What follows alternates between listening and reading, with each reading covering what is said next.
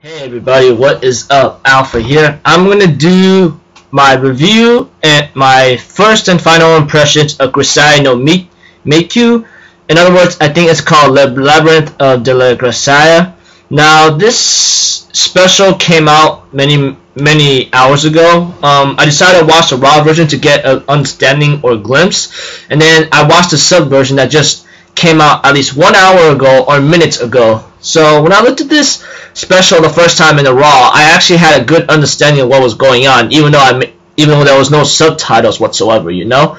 But when I watched the sub version, I actually understood it way more, and I was actually on point with a little bit of the language and information here and there. So if anything else, let's go. Okay, at the beginning, I believe we get a little glimpse of Kazumi Yuji's backstory of what he was back then, and then how he met the current principal at his school. And later on, as time goes on, we get to go into little Yuji's backstory or past, and this is when like things got a little bit more crazy and hectic as usual. And I go like, dang, this has got to be one of the craziest backstories I've ever seen. Well, I think I'm just overreacting. Not the craziest, but I've seen worse. But in modern eras, but in a modern age such as this right now, I am not so sure. But when I looked at this back, when I finished the past of Yuji, it was really like shocking to me. I'm like, dude, for a kid like that to go through that kind of events and procedures, eventually his mind is like almost like a robot, maybe, or just like I don't know anymore. So let's just begin anyway. Okay, at the beginning we get to know a little bit about Kazami. In other words, Yuji's older sister.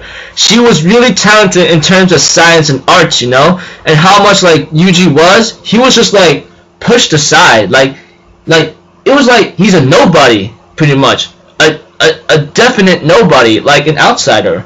Like that's how much I could feel like him at a certain point, but not exactly, you know. But he was just like, okay, you're pushed to the sideline, you're not important to me.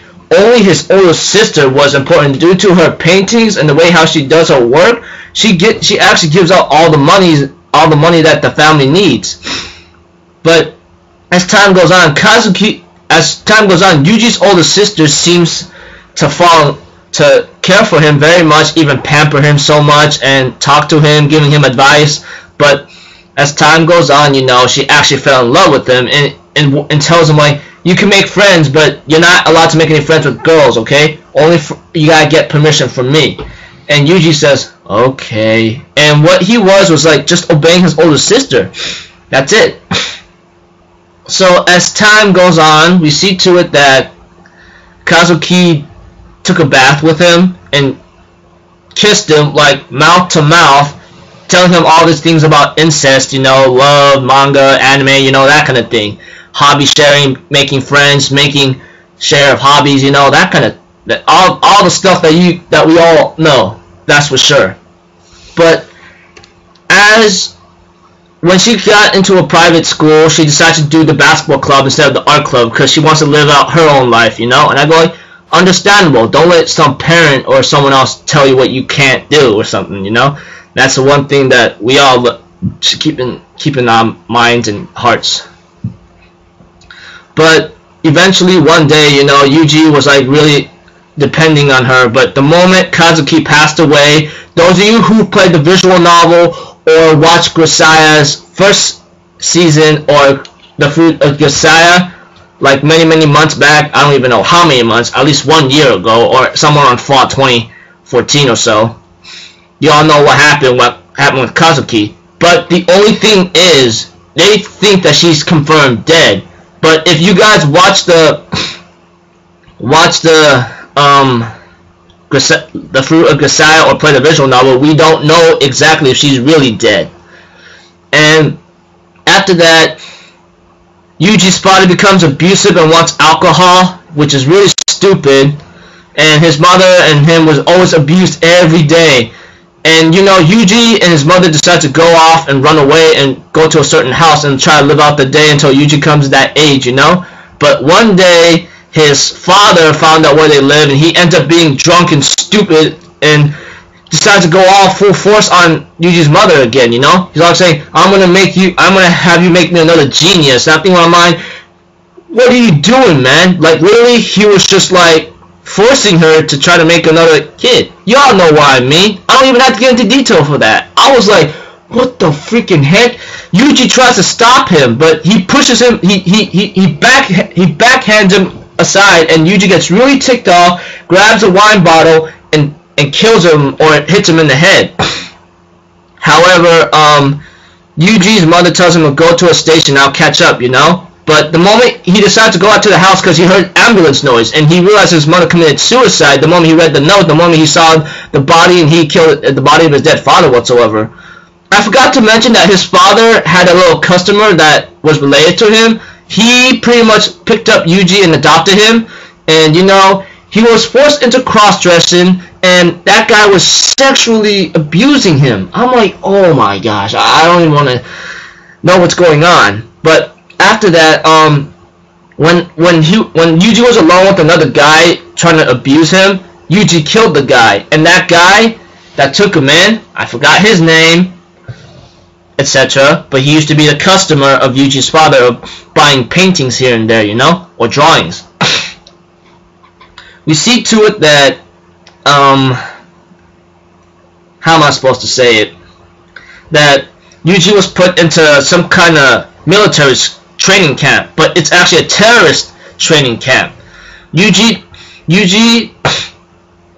later on trained himself each day, but later on he gets abused by other kids because they are jealous of his talent whatsoever. I'm thinking in my mind, what the heck is wrong with you brats whatsoever? Sheesh. But as for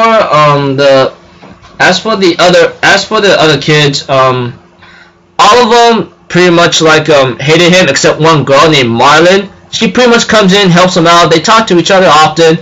And when Yuji was training with the guy that took him in, his final ticket to graduate is to actually kill someone. And he was taking on his friend Marlin, which is the girl.